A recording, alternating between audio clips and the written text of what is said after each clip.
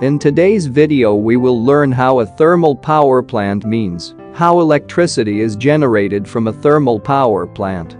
But especially today we will try to find out how the thermal power plants that run on coal generate electricity. A thermal power plant is spread over a large area, about 3 to 4 square kilometers. The place is divided into different parts. Since water is heated by generating heat from thermal power plants with the help of coal.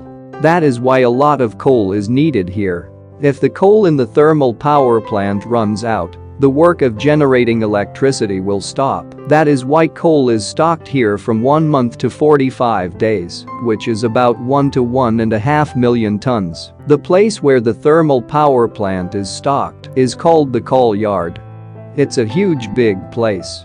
A whole train enters it. Because most thermal power plants come with the help of coal trains. Coal is then unloaded from the train and stored in the coal yard. When it comes to coal, one coal comes in different sizes. Some are small, some are big. For this, the coal is sent in a cross machine and broken into small pieces. Then those small coals are sent to the ball mill to be turned into powder. Here the coals become like powder.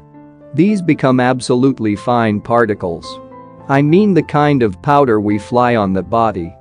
Absolutely like dust. This is done so that the coals can burn completely. And it also produces less ash. You can see for yourself that when you light a big wooden stick, you will see that a lot of ash is produced. But if that wood can be burned to powder, much less ash will be produced. And by doing this, the coal burns better and the coal is less wasted. Then the coal dust goes to the boiler machine, where the fire is always burning. And this coal is used to keep the fire burning continuously.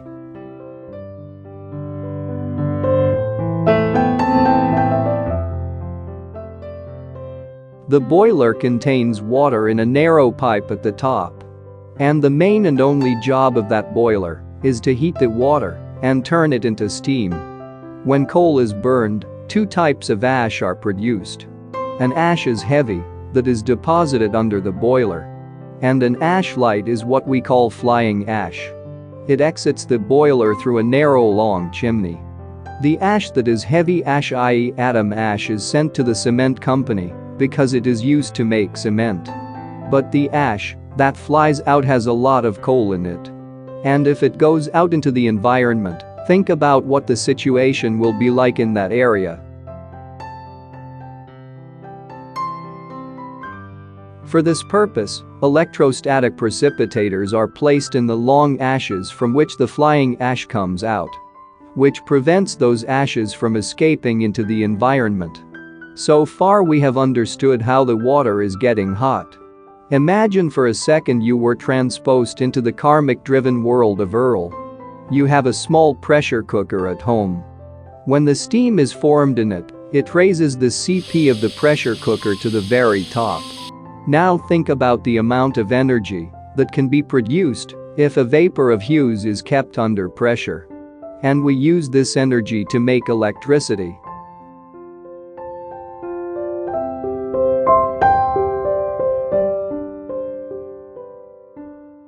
A huge turbine is installed in one place for the power plant, and with which a P is attached. One thing you might know is that if electricity can be applied, then what motor does. But if the P can be rotated in the opposite direction, electricity is generated. Just the way the generator works. This time the steam that was made in the boiler, the steam was applied to the turbine under very high pressure. As a result, the turbine rotates at a very fast speed, and this motor starts with itself. The P rotates at a speed of about 3000 rpm and generates electricity. Now the electricity generated from here goes to a transformer. This transformer is a step-up power transformer. This greatly increases its voltage to send the generated electricity far and wide. Gives about 220,000 volts. Which reaches different areas through power cables.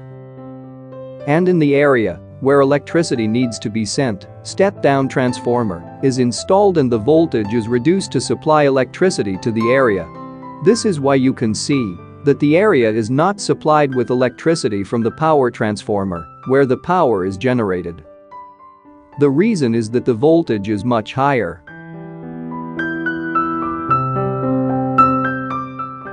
Now one more thing to know, where did the steam that was turning the turbine go? So there is a water chamber under the turbine. When the steam cools as it rotates in the turbine, it turns into water and accumulates in the chamber, which is reused by sending it back into the boiler. This means it is heated again and turned into steam. Even after using the steam, the money has to be cooled so that we can use it again in the boiler. For this, multiple cooling towers are installed in the thermal power plant.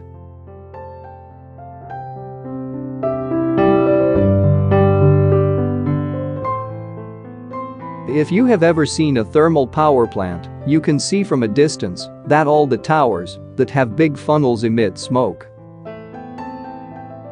Then maybe you think that the smoke coming out is causing a lot of environmental pollution.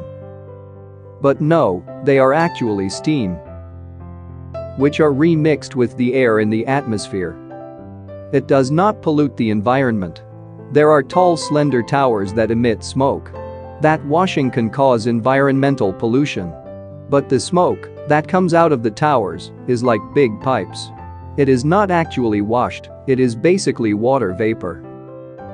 In the meantime, the water vapor is cooled and turned into water again. Since complete water vapor does not turn into water. For this, whatever survives goes out on top.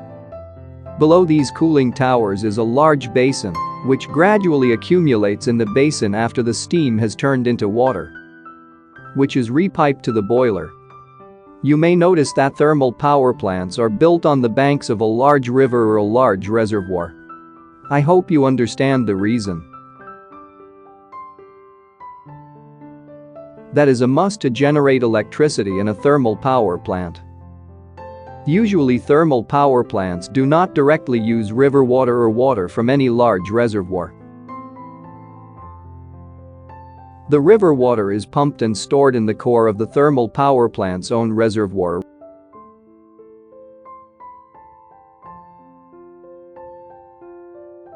The contaminants and minerals are then removed from the water, so that there is no material other than H2O in the water. The water is then sent to a water tank attached to a boiler called the economer, which is then turned into steam and returned to the turbine. This cycle continues in this way. As a result, we can run light fans in the house and run various electronic devices. This is how electricity is generated in almost every thermal power plant.